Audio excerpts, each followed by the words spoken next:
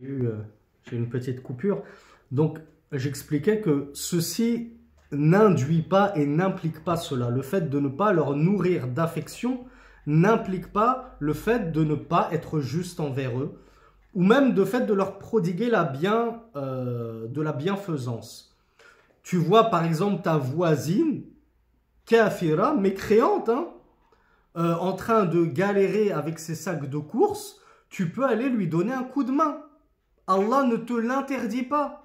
Comme on le voit dans le verset, Allah ne vous interdit pas d'être bienfaisant vers ces gens-là qui vous respectent dans la foi. Mais est-ce que parce que tu as aidé ta voisine à porter son sac de courses jusqu'à chez elle, parce que c'est une vieillarde de 80 ans, est-ce que ça veut dire forcément que tu l'aimes, cette voisine, que tu as de l'affection, de l'amour pour elle, et plus encore pour son coufre, pour sa mécréance et pour sa foi? Absolument pas.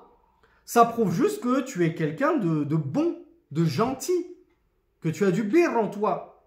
C'est tout. Là, on a une autre preuve de cela. C'est que Asma binti Abi Bakr, Asma, la fille de Abu Bakr, et la sœur de Aïcha, radiallahu anhum, elle était à Médine, et elle a dit au messager d'Allah, ma mère veut venir me voir, me visiter. Et elle est toujours mécréante, elle n'a pas encore embrassé la foi. Est-ce que je maintiens le lien de parenté avec elle? C'est-à-dire, j'accepte de la recevoir. Eh bien, le messager d'Allah lui a répondu, Naam, sali ummak. Oui, maintiens le lien de parenté, c'est-à-dire, sois bienfaisante envers ta mère. Donc, le fait de nourrir une inimitié envers son père, envers sa mère, envers son fils, envers son frère, envers sa femme, parce qu'ils sont koufars, cela n'implique pas d'être dur, méchant envers eux, de ne pas avoir de birr, de bienfaisance envers eux. Non, Allah ne nous interdit pas cela. Ce qu'Allah nous interdit, c'est d'avoir un amour pour eux immodéré, au point d'oublier qu'on doit aussi nourrir de l'animosité envers ces gens-là, à tel point que cet amour naturel va prendre le dessus sur l'amour shara'i. Et on va terminer justement en lisant un verset qui récapitule tout ça. Allah Azza, et avec le commentaire de Cheikh Abdurrahman ibn Sa'di, rahmatullahi alayhi, donc Allah Azza wa Jal nous dit Ya ayyuhalladhina amanu, la tattakhidhu aba'akum wa ikhwanakum awliya إن استحبوا الكفر على الإيمان ومن يتولهم منكم فأولئك هم الظالمون قل إن كان آباؤكم وأبناؤكم وإخوانكم وأزواجكم وعشيرتكم وأموال إن اقترفتموها وتجارة تخشون كسادها ومساكن ترضونها أحب إليكم من الله ورسوله وجهاد في سبيله فتربصوا حتى يأتي الله بأمره والله لا يهدي القوم الفاسقين. Sourate Tawbah, le repentir, versets 23-24. En français, Allah Azza wa Jal nous dit: ô vous qui avez cru, ne prenez pas vos parents. Ici, c'est vos pères, mais ça vaut aussi pour les mères. Donc, ne prenez pas vos pères, vos frères, ça vaut aussi pour les sœurs. Ne les prenez pas pour alliés. Aouliya, vous les prenez pour alliés, des gens que vous aimez, vous fréquentez, que tout ce qu'on a vu dans le cours. Il faut qu'il y ait une cassure, une fissure. Donc, il nous dit, ne les prenez pas pour Aouliya, pour alliés. S'ils ont préféré la mécréance à la foi, donc si ton père, ton frère, ta mère, tes enfants préfèrent le coufre, s'enfoncent dans leur coufre, dans leur mécréance au détriment de la foi, tu ne peux pas les prendre pour alliés. Et oublier que tu dois leur nourrir une animosité et une haine religieuse. Donc Allah nous dit, s'ils ont préféré le coufre à la foi. Et quiconque va leur faire at-tawalli.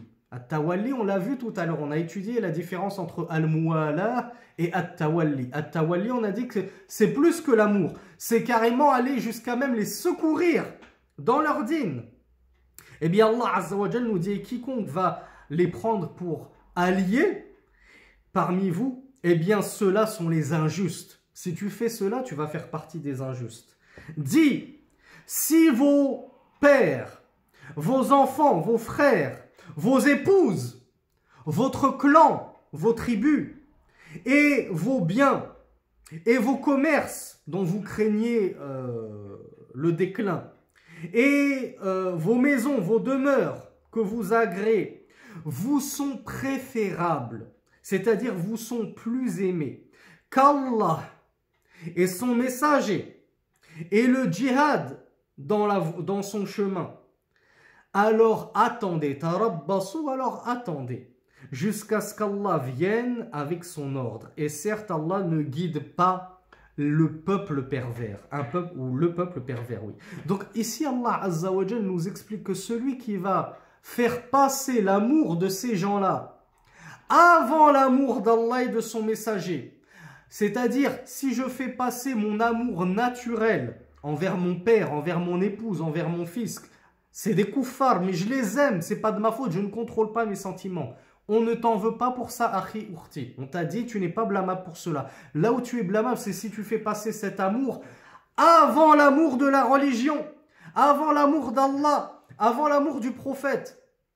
Et que ça ne te courrouce pas lorsque ton épouse, ton frère, ton fils commet du kufr sous tes yeux. Renie la divinité d'Allah. Renie la prophétie de Muhammad sallallahu alayhi wa sallam. Donc en fait tu as fait passer leur amour avant l'amour d'Allah azza wa jal. Et bien Allah nous dit attendez. Et Cheikh Ibn Sa'di nous commente en nous disant attendez ce qu'il va vous arriver comme châtiment.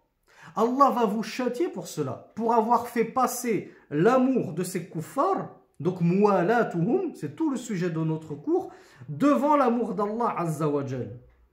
C'est pour ça que Cheikh Ibn Sa'di nous dit, j'essaie de retrouver la partie où il dit cela, وَلِهَذَا ذَكَرَ السَّبَبَ الْمُوجِبُ لِذَلِكَ وَهُوَ أَنَّ مَحَبَّةَ اللَّهِ وَرَسُولِهِ يتعين تقديمهما على محبة كل شيء وجعل جميع الأشياء تابعة لهما. فقال قل إن كان آباؤكم ومثلهما الأمهات وأبناؤكم وإخوانكم في النسب والعشرة وأزواجكم وعشيرتكم أي قراباتكم عموما وأموال اقترفتموها أي اكتسبتموها وتعبتم في تحصيلها خصها بالذكر لأنها أرغب عند أهلها وصاحبها أشد حرصا عليها ممن تأتيه الأموال من غير تعب ولا كد وتجارة تخشونها ومساكن ترضونها أحب إليكم من الله ورسوله وجهاد في سبيله فأنتم فسق ظلما.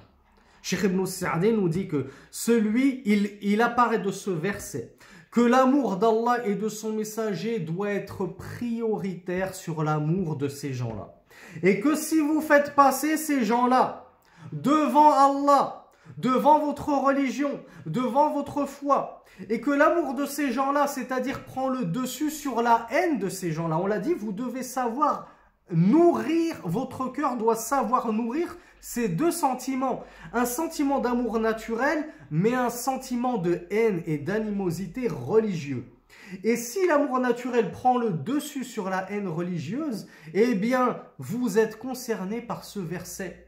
Et Cheikh Sa'di nous dit, ce verset nous dit, attendez donc le châtiment d'Allah, car vous serez des injustes et des pervers. Et c'est pour ça qu'Allah a conclu en disant, et certes Allah ne guide pas le peuple pervers. Donc, ainsi se finit notre explication sur l'alliance et le désaveu. On a essayé de vous résumer les deux types d'amour qui pouvaient prendre place dans le cœur, mais j'insiste, tout comme Mohammed ibn Ibrahim a tellement insisté sur ce sujet, de nous détacher des kuffars, et Cheikh Mohammed ibn Ibrahim nous l'a rappelé dès le début, c'est pour cela que la hijra a été légiférée afin de nous détacher, même physiquement, des kuffars. Vous ne pouvez pas n'éprouver que de l'amitié, n'éprouver que de l'affection, que de la sympathie, voire que de l'amour, envers des kuffars, quand bien même ils seraient aqrab al-aqrabin, les plus proches parmi vos proches, vos épouses, vos fils, vos pères. La haine religieuse doit toujours prendre le dessus. Elle n'efface pas l'amour naturel, certes, mais elle prend le dessus. C'est elle qui prime, c'est elle qui a la priorité. Hada wallahu a'lam. wa sallallahu ala nabina Muhammad walhamdulillahi rabbil alamin.